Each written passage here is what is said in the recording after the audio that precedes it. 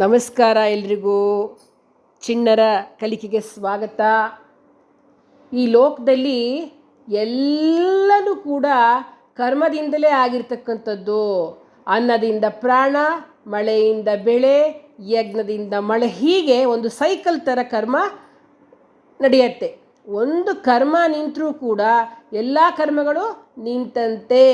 ಕರ್ಮ ಅಂತಕ್ಕಂಥದ್ದು ಪರಮಾತ್ಮನಿಂದಲೇ ಹುಟ್ಟಿದ್ದು ಅನ್ನೋದನ್ನು ತಿಳಿಸ್ತಾ ಕಾಯಕವೇ ಕೈಲಾಸ ಅನ್ನೋದನ್ನು ಕೃಷ್ಣ ಅರ್ಜುನನಿಗೆ ಹೇಳ್ತಾ ಇದ್ದಾನೆ.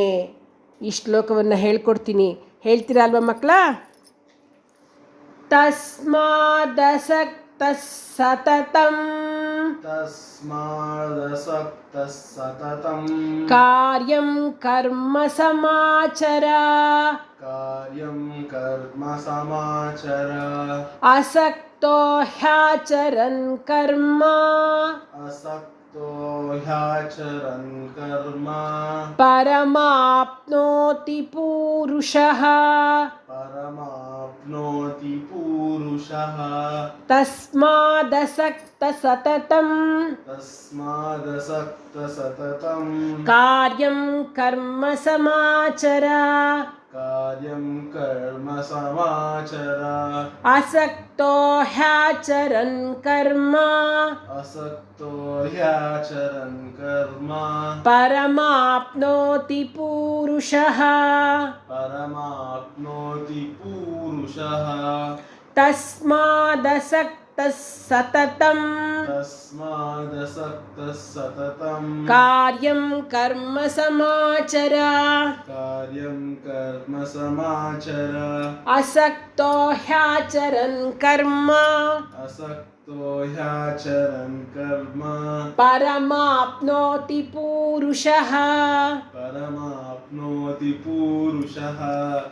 ಮಕ್ಕಳ, ಇದು ಭಗವದ್ಗೀತೆಯ 3ನೇ ಅಧ್ಯಾಯದ 19ನೇ ಶ್ಲೋಕ.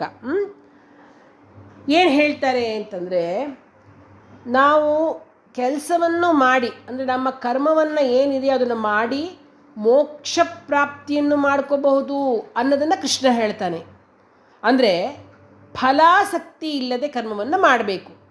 ಈಗ ನೀವು ಮಕ್ಕಳ, ನೀವು ಹೇಗೆ ಓದಬೇಕು ಅಂದರೆ, ಮಾರ್ಕ್ಸಿನ ಮೇಲೆ ಎಲ್ಲ ಸತತವಾಗಿ ಅಧ್ಯಯನ ಮಾಡಬೇಕು. ಏನನ್ನು ಸ್ಕೂಲಲ್ಲಿ ಪಾಠ ಏನು ಹೇಳ್ಕೊಡ್ತಾರೋ ಅದನ್ನು ಅಧ್ಯಯನ ಮಾಡಿದಾಗ ತಾನಾಗೆ ಮಾರ್ಕ್ಸ್ ಬಂದ್ಬಿಡುತ್ತೆ. ಅದಕ್ಕೆ ನೀವು 100 ಬರಬೇಕು ಅಂತ ಕಷ್ಟಪಟ್ಟು ಓದಿ 100 ಸಿಕ್ಕಲಿಲ್ಲ ಅಂದರೆ ಬೇಜಾರು, ಕಡಿಮೆ ಬಂದರೆ ಡಿಪ್ರೆಷನ್ನು, ಅಥವಾ ಸಿಕ್ಕಿದ್ರೂ ಕೂಡ ಜ್ಞಾನ ಜಾಸ್ತಿ ಇರೋದಿಲ್ಲ. ಯಾಕೆಂದರೆ ನೀವು ಬರೀ ಎಕ್ಸಾಮಿನೇಷನ್ ಪಾಯಿಂಟ್ ಆಫ್ ವ್ಯೂ ಓದ್ಕೊಳ್ತಾ ಇರ್ತೀರ. ಹಾಗೆ ಮಾಡಬಾರ್ದು. ಏನಂದರೆ ಸತತವಾಗಿ ನಿರತವಾಗಿ ಅಭ್ಯಾಸ ಮಾಡಬೇಕು. ಅದೇ ನಿಮ್ಮ ಕರ್ಮ, ಆಯಿತಾ? ಪ್ರತಿಯೊಬ್ಬ ಮನುಷ್ಯನು ತನ್ನ ಕರ್ಮವನ್ನು ಹೇಗೆ ಮಾಡಬೇಕು ಅಂದರೆ, ಭಗವಂತನಿಗೆ ಅದರ ಫಲವನ್ನು ಅರ್ಪಿಸಿಬಿಡಬೇಕು. ಅಪ್ಪ, ನಾನು ಪ್ರತಿನಿತ್ಯ ನನ್ನ ಕರ್ಮವನ್ನು ಮಾಡ್ತಾ ಇದ್ದೇನೆ, ಯಾವ ಫಲವನ್ನು ನಾನು ಅಪೇಕ್ಷಿಸೋದಿಲ್ಲ, ಎಲ್ಲ ನಿನಗೇ ಸೇರಿದ್ದು, ನೀನೇನು ಕೊಡ್ತೀರೋ ಅನ್ನೋದು ಪ್ರಸಾದ ರೂಪವಾಗಿ ನನ್ನದನ್ನ ಸ್ವೀಕರಿಸ್ತೇನೆ, ನನಗೆ ಯಾವ ಆಸೆ ಇಲ್ಲ, ಫಲಾಪೇಕ್ಷೆ ಇಲ್ಲದೆ ಕರ್ಮ ಮಾಡ್ತೀನಿ ಅಂತ ಇದ್ದಾಗ ಖಂಡಿತ ಮೋಕ್ಷ ಸಿಕ್ಕೇ ಸಿಗುತ್ತೆ. ಇಂತಹ ಮೋಕ್ಷವೆಂಬ ಮಹಾಫಲವನ್ನು ಸಂಪಾದಿಸಬೇಕು ಅಂದರೆ ನಮ್ಮ ಈ ಅಲ್ಪ ಫಲ, ಅದಕ್ಕೋಸ್ಕರ ದೇವರನ್ನು ಅದ್ಕೊಡು ಇದ್ಕೊಂಡು ತುಂಬ ಕೇಳಬಾರ್ದು. ಏನಾಗುತ್ತೆ ಗೊತ್ತಾ, ಸಣ್ಣ ಪುಟ್ಟದು ಕೇಳ್ತಾ ಇದ್ದರೆ ನಿಮಗೆ ಸಿಗಬೇಕಾದ್ರೆ ಸಿಗಲ್ಲ. ಈಗ ಅವನು ನಿಮಗೇನೋ ಒಂದು ದೊಡ್ಡ ಬಂಗ್ಲೆ ಕೊಡಬೇಕು ಅಂತ ಅಂದ್ಕೊಂಡಿರ್ತಾನೆ ಅಂತ ಇಟ್ಕೊಳ್ಳಿ. ನಿಮಗೊಂದು ಮನೆ ಬೇಕಾಗಿರುತ್ತೆ, ನಿಮ್ಗೆ ಅದು ಎಕ್ಸ್ಪೆಕ್ಟೇಷನ್ ಇರೋಲ್ಲ, ಬಂಗ್ಲೆ ಬಗ್ಗೆ ಎಕ್ಸ್ಪೆಕ್ಟೇಷನ್ ಇರೋಲ್ಲ. ದೇವರೇ ನನಗೊಂದು ಮನೆ ಕಟ್ಸ್ಕೊಡೋ ಹಂಗೆ, ಮನೆ ತೊಗೊಳ್ಳೋ ಹಂಗೆ ಮಾಡಪ್ಪ ಅಂತ ಅಷ್ಟೇ ಕೇಳ್ತಿರ್ತೀರ. ಅಷ್ಟೇ ಸಿಗುತ್ತೆ ನಿಮಗೆ ಅಲ್ಪ ಭೋಗ. ಅದ್ರ ಬದಲು ಪ್ರಯತ್ನ ಮಾಡಿ ನೀವು ನೋಡಪ್ಪ, ಅವನಿಗೆ ಗೊತ್ತಲ್ವ ನಿಮಗೆ ಮನೆ ಇಲ್ಲ ಅನ್ನೋದು ಅವನಿಗೆ ಗೊತ್ತಿರುತ್ತೆ.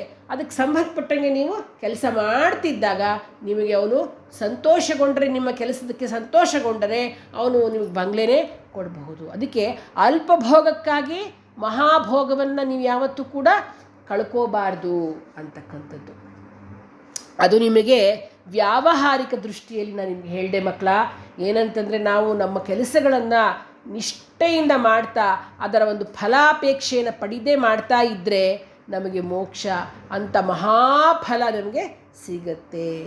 ಅಂದರೆ ನಾವು ಏನೇ ಕೆಲಸ ಮಾಡಿದ್ರೂ ಕೂಡ ಒಂಚೂರು ಆ ಅಪೇಕ್ಷೆಯನ್ನು ಇಟ್ಟುಕೊಳ್ಳದೆ ಕೆಲಸ ಮಾಡಿ ಕಡೆಯಲ್ಲಿ ಶ್ರೀಕೃಷ್ಣಾರ್ಪಣಮಸ್ತು ಅಂತ ಭಗವಂತನಿಗೆ ಅರ್ಪಿಸ್ಬಿಟ್ರೆ ನಮಗೆ ದೊಡ್ಡ ಫಲವೇ ಅಂದರೆ ಜ್ಞಾನವೇ ಸಿಗುತ್ತೆ ಅಂತಕ್ಕಂಥದ್ರಲ್ಲಿ ಸಂಶಯವೇ ಇಲ್ಲ. ನಾನು ಈ ಕೆಲಸ ಮಾಡಿಸಿ ಅದಕ್ಕೆ ಇಂಥ ಫಲ ಸಿಗಬೇಕೆಂದು ಆಸೆ ಪಟ್ಟರೆ ತಪ್ಪಲ್ಲ, ಹೌದಲ್ವ? ಇವಾಗ ನಮಗೆ ನಾನು ಇದು ಮಾಡಿದ್ದೀನಿ, ನನಗೆ ಏನಾದರೂ ಒಂದು ಅದಕ್ಕೆ ತಕ್ಕನಂಗೆ ನಂಗೆ ಫಲ ಸಿಗಬೇಕು ಅಂತ ನಾನು ಅಂದರೆ ಅದಕ್ಕೆ ತಪ್ಪಲ್ಲ. ಆದರೆ ಆ ಫಲಕ್ಕಾಗಿಯೇ ಕೆಲಸ ಮಾಡಿ ಅದು ವಿಫಲವಾದರೆ ಮಾತ್ರ ಭಾಳ ನೋವಾಗುತ್ತೆ. ಅದಕ್ಕೋಸ್ಕರ ಫಲದ ನಿರೀಕ್ಷೆ ಇಲ್ಲದೆ ನಿಷ್ಠೆಯಿಂದ ಮಾಡಿದ ಕೆಲಸಕ್ಕೆ ಉತ್ತಮ ಫಲ ಸಿಗುತ್ತೆ ಅಂತಕ್ಕಂಥದ್ದನ್ನು ಕೃಷ್ಣ ಹೇಳ್ತಾ ಇದ್ದಾನೆ. ಈ ಶ್ಲೋಕವನ್ನು ಯಾರು ಪ್ರತಿನಿತ್ಯ ಪಠಿಸ್ತಿರೋ ಅವ್ರಿಗೆ ನಿಮ್ಮ ಕೆಲಸ ಸಿದ್ಧಿಸುತ್ತೆ, ಕಾರ್ಯಸಿದ್ಧಿಯಾಗುತ್ತೆ. ಮಕ್ಕಳ, ಇದನ್ನು ನಾವು ಹೇಳೋಣ ಒಟ್ಟಿಗೆ.